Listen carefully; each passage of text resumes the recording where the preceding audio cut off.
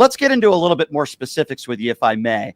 Yeah. Obviously, we have, whether you want to call it a humanitarian issue or what have you, there's a lot of children and adults that are dying in Gaza because they don't have food. They have food insecurity, and it appears as though the Israeli government certainly has a lot to do with that.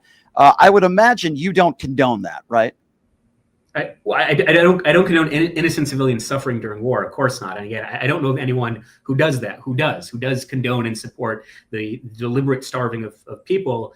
My contention, and this is where I would imagine we would disagree, is I've been to the Kerem Shalom border crossing. I have family in the Israel Defense Forces. I have friends, Muslim friends, Jewish friends, Christian friends who are serving in Gaza at the moment. There is no deliberate mass starvation of the Palestinian people. On the contrary, more aid has gone into Gaza post-October 7th than pre-October 7th. If Israel was trying to starve the Palestinian people, then why would they invest hundreds of millions of dollars into the Gaza Humanitarian Foundation? I mean, I know Reverend Johnny Moore personally, who oversees that operation. It's an incredibly difficult job. It's incredibly thankless because you're trying to feed innocent civilians, whereby the dictatorial theological regime of Hamas is trying to capitalize and hijack the starvation of Palestinians by shooting indiscriminately at these aid sites, by stealing the aid that has routinely come into Gaza. And I agree with Piers, and I don't know your show, but I imagine you've stated this previously, how come journalists aren't allowed in? I would agree with you. I want you, and I want Piers, and I want CNN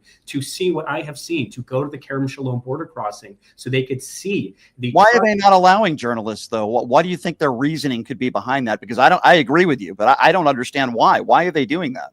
Sure. So two ways of answering it. First of all, they are allowing some journalists in. So yesterday, for example, the Israel Foreign Ministry did allow a select group of journalists who I'm sure you probably saw. You could search on Twitter images of it. NBC affiliates were allowed in, and they were able to see the pallets of literally mountains of food and baby formula and medicine that are basically just wasting away because the World Food Program and the UN RWA, the United Nations Relief Works Agency, refused to allow the Gaza Humanitarian Foundation to take that food and distribute it themselves. The UN said either we do it ourselves or you're not allowed to touch it. So I agree. You should be able to see that. In terms of why, it's basically two reasons. One, standard military rule, and this is true of the UK, it's true of France, it's even true of the United States. Standard military rule do not allow journalists access into active war zones. It just is not a thing. Now, there could be exceptions. So, for example, some journalists on certain conditions were able to go to the Ukrainian front lines, but it's not a given, because the objective of a war is to win the war. It's not really to allow journalists to feel good and to tell the story. It's to win a war. But still, I agree with you. In many cases, journalists should be allowed in.